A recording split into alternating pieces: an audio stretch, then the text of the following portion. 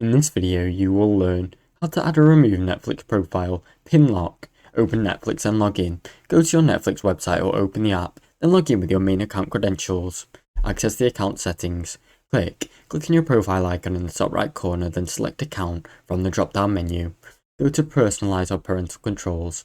Select the profile or parental controls section, then click the arrow next to your profile you want to manage.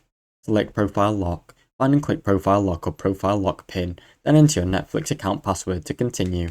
Add or remove the pin lock. Request. Check the box to require a pin to access the profile, then desire the pin or uncheck it to remove the existing pin.